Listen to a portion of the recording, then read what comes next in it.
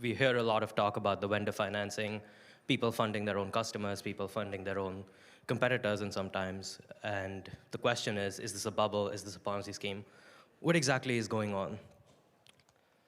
So that is going to be the crux of the talk. And really, what I want you to take away from this is that a lot of the analysis around AI being a bubble or AI being a Ponzi scheme is really just lazy thinking. And it's only when you go beyond that that you find out what's actually happening, which, in my opinion, is way cooler and way more interesting.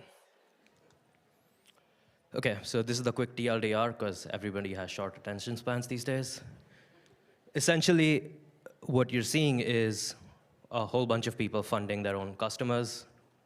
That the numbers change a lot these days, so I won't put too much attention on that. But that's traditional vendor financing patterns. You saw this with the railway buildouts. You saw this with the electric grid. You'll see this anywhere where you have to have very large investments upfront to subsidize usage later on. Then when you start talking about Ponzi's and bubbles, those are not one interchangeable terms as they're often used by people these days. They actually have very specific characteristics that AI currently does not have.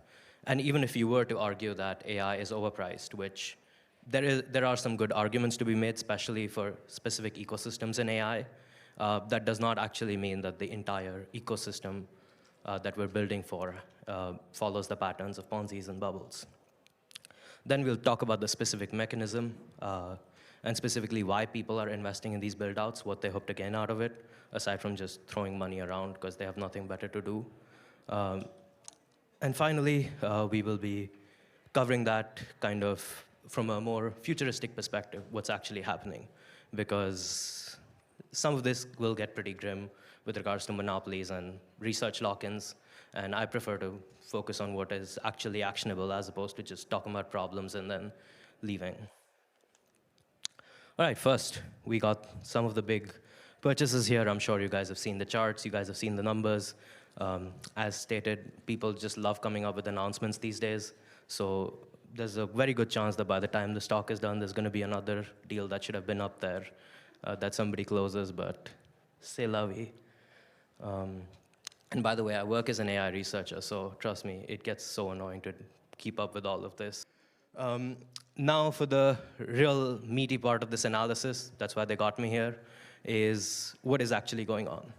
So first off, people that call AI a Ponzi scheme. What is a Ponzi scheme? A Ponzi scheme specifically is a scheme where you have high returns, low risk, and the way the economics work is you keep bringing in new investors, so you're not trying to generate any new value. So in its core, it's a very incestuous system where you're taking money from one guy, trying to pay the other guy, and the only way the system survives is when you have a lot of people that are injecting capital into it. Is AI a Ponzi scheme? Very simply put, if you look at the core baseline level of usage, AI has a lot of users that are profitable. Meta, Google, Amazon, et cetera, all make billions of dollars of profit. So right then and there, you're already starting to question, like, is the narrative about there not being any sustainability even true? Second, if you look specifically at generative AI, look at Meta's earnings last quarter, what you saw was that even in a very bad consumer economy, Meta's ad revenue went up. And why did it go up? They attributed it to two things. One, they're able to charge more per ad because their generative AI is now starting to give much more hyper-personalized recommendations. And two, they're actually charging you, they're serving more ads because now new people can come in and just use Meta's ad creator system. So where before you had to hire people for ads, now small businesses are able to do this, so you're able to expand the market. So that right there shows you that there is very real economic value being generated. Now, that's where you get to the second one. Is AI a bubble? Now, what is a bubble, you might ask, if you are into this kind of stuff. Really, bubbles are any economic conditions where your asset has underlying value, but most of your returns come from speculation on the asset. So if we go back to real estate, the example there is houses do have value because not too many people like sleeping on the street. But when you really look at it, what caused the 2008 bubble is that you had a whole bunch of people saying, houses will never go down, so buy it at whatever value you want. It will continue to go up in the future. So that's where the returns on your real estate get disconnected from your base underlying asset value.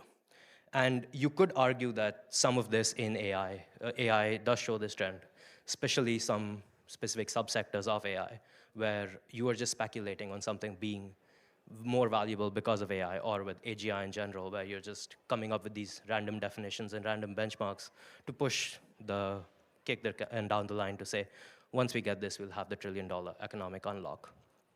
But those are more of the attention-grabbing headline stuff. If you actually quantify the data and look at where AI investments are going, what AI is being researched, and we did this because our open source community has over 1 million people, so we surveyed them over many, many months. And if you actually start to quantify some of these results, you will see that most investments in AI have very clear short and long-term deliverables, and the analysis on whether or not it's going to be valuable is based on this very specific part of that. So that right there kind of tends to show you that the bubble analogy is not exactly fair. So really, that's what we're left with the AI, which is that we have real workloads, we have people using it, and that's where it's extremely valuable. And I spent a long time on this slide because this really is the main takeaway from here. If you remember nothing else, remember this slide, and you'll be good for the rest of your life.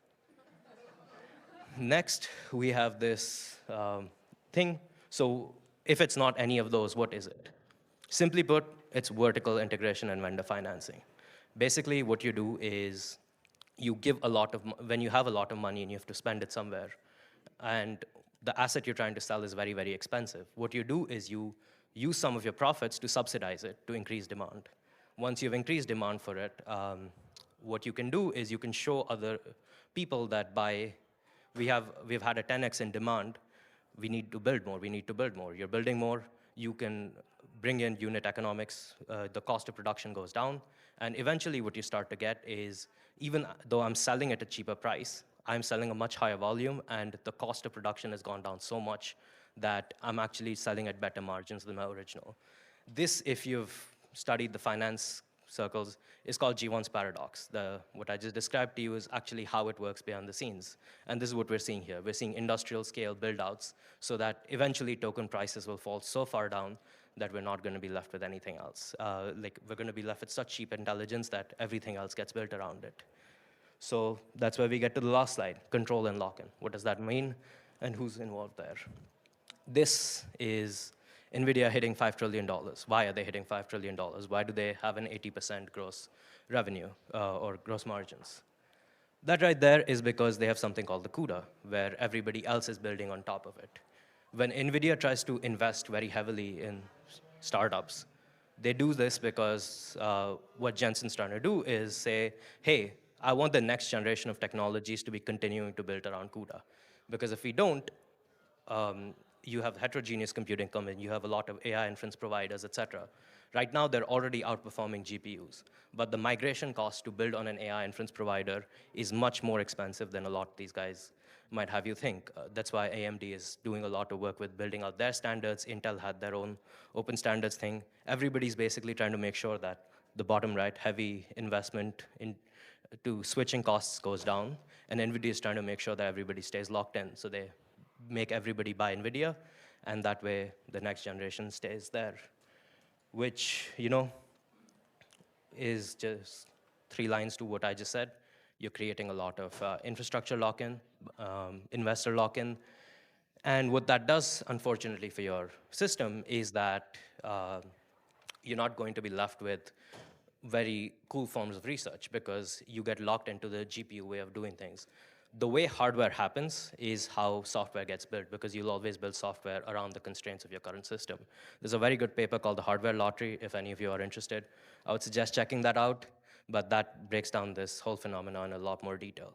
So if you build around GPUs, then you're kind of saying no to building around a lot of the other really important and really cool research. And that, in my opinion, is a big shame. So just some more data for you guys in case you're interested. Not much for me to say here, except if anybody wants to give me some money to start my own data center, I will leave my contact there. Yeah, so I'm going to end my talk with this. Really, that the whole thing about bubbles and Ponzi's and whatnot, cool to say. If you make money critiquing other people's work because you're not smart enough to do it yourself, then probably a good career path for you. But to be quite honest, a lot of this noise obscures what is going on behind the scenes, which is monopolization of research, which is one company throwing enough money that they're basically bullying the entire ecosystem to build around them.